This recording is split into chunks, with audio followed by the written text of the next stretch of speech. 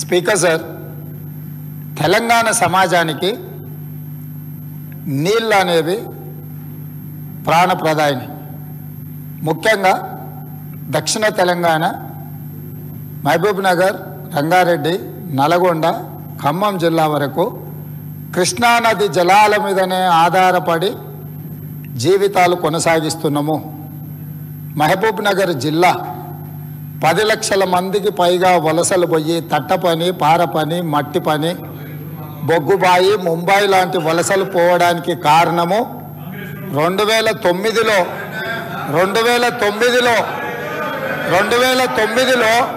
ఒక వ్యక్తి కరీంనగర్ జిల్లా ప్రజలు తరుముతే అక్కడి నుంచి పారిపోయి పాలమూరు జిల్లాకు వలస వస్తే అయ్యో పాపం వలస వచ్చిండని చెప్పి ఆదరించి ఎంపీగా గెలిపిస్తే పోయి అదే పత్తాటు పోయిండు.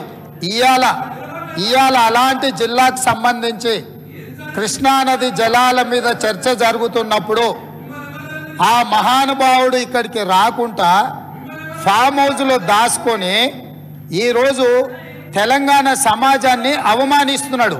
ఇంతకంటే కీలకమైన అంశం ఈ తెలంగాణ సమాజంలో ఏమైనా ఉందా అధ్యక్ష? మీరు చెప్పండి. మీరు కూడా వికారాబాద్ జిల్లా కరువు ప్రాంతం నుంచి వచ్చిండ్రు కదా. ఎంత కీలకమైన చర్చ జరుగుతున్నప్పుడు తెలంగాణ సమాజానికి వాస్తవాలు చెప్పాల్సిన, వినిపించాల్సిన అవసరం వచ్చినప్పుడు ఈ సభ మొత్తం మా సాగునీటి పారుదల శాఖ మంత్రి గారు ప్రాజెక్టులను కేంద్ర ప్రభుత్వానికి ఒప్పజెప్పేదే లేదు, కృష్ణానది జలాలలో పరివాహక ప్రాంతం ప్రకారం 68% వాటా నీళ్లు తెలంగాణకి ఇవ్వాలని ఒక ప్రత్యేక రెజల్యూషన్ మూవ్ చేసినప్పుడు హుందాగా ప్రధాన ప్రతిపక్ష నాయకుడు వచ్చి ఇక్కడ కూర్చొని ఈ తీర్మానానికి మద్దతు పలికి తెలంగాణ సమాజమంతా తెలంగాణ హక్కుల మీద, తెలంగాణ నీళ్ల మీద ఒకే మాట మీద నిలబడ్డమని ఆంధ్రప్రదేశ్ నుంచి కేంద్ర ప్రభుత్వం వరకు ఒక సందేశాన్ని పంపాల్సిన సందర్భంలో సభకు రాకుండా ఫామ్ హౌస్లో దాచుకొని ప్రజలని తప్పుదోవ పట్టించడానికి వారిని పంపించి వారు పచ్చి అబద్ధాలు మాట్లాడుతున్నారు.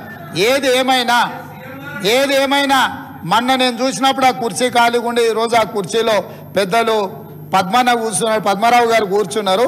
వారికి ఆ బాధ్యత ఇస్తానన్న వారన్నా నెరవేరుస్తారు. దయచేసి ప్రతిపక్ష నాయకుడిగా పద్మారావు గారు నిజమైన తెలంగాణ ఉద్యమకారుడు, తెలంగాణ కోసం కొట్లాడేటోడు. వారిలాంటి వాళ్ళని పెడితే తెలంగాణ సమాజానికి మేలవుతుంది. నేను ఒకటే చెప్పదలుచుకున్నా, ఈరోజు ఉత్తమ్ కుమార్ రెడ్డి గారు సభలో ప్రవేశపెట్టిన ఈ ప్రాజెక్టులను అప్పజెప్పేది లేదు అనేది మొదటి అంశము. పరివాహక ప్రాంతం ప్రకారం 68% నీళ్లు అంటే 551 టీఎంసీల నీళ్లు తెలంగాణకు రావాలి అని వారు తీర్మానం ప్రవేశపెట్టినరు. దానికి అనుకూలమా వ్యతిరేకమా మొదట ఆ విషయంలో స్పష్టత ఇచ్చిన తర్వాత మిగతా ఏ విషయాలైనా మాట్లాడమనుండ్రి. అంతే తప్ప ఇవాళ వాళ్ళ మాటల వల్ల, వాళ్ళ చర్యల వల్ల శత్రువులకు బలం చేకూరుతుంది. శత్రువులకు దొంగలకు సద్దిమూటం మోసే విధానం మంచిది కాదు. ఇప్పటికైనా దొంగ బుద్ధి మార్చుకొని తెలంగాణ బుద్ధి తెచ్చుకోవాలిగా అని చెప్పి నేను వారికి విజ్ఞప్తి చేస్తున్నా. స్పీకర్ సార్, ఇప్పుడు రేవంత్ రెడ్డి గారు కూడా తెలంగాణ ఉద్యమం గురించో తెలంగాణ గురించి మాట్లాడితే దయ్యాలు వేదాలు వెళ్ళించినట్టు ఉంటుంది. ఈయన మాట్లాడేది అధ్యక్ష. ఇప్పుడు ఈయన గారు కేసీఆర్ గారిని కరీంనగర్ నుంచి తరిమితే మహబూబ్నగర్ వచ్చిందన్నారు. ఆయన జీవితంలో ఓటమెరగని నాయకుడు. సిద్దిపేటలో అయినా, కరీంనగర్ అయినా, మహబూబ్ నగర్ అయినా, గజ్వేల్ అయినా. మరి నిన్ను కొడంగల్ తరిమితే నువ్వు మల్కాజ్గిరికి వచ్చినావా? నువ్వెందుకు వచ్చినావు మల్కాజ్గిరికి? ఒకవేళ మమ్మల్ని చూపిస్తే 2 ఏళ్ళు మిమ్మల్ని చూపిస్తాయి.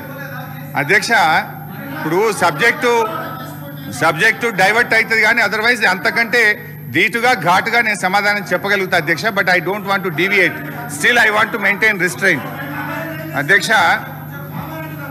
అధ్యక్ష ఈరోజు ఇప్పుడే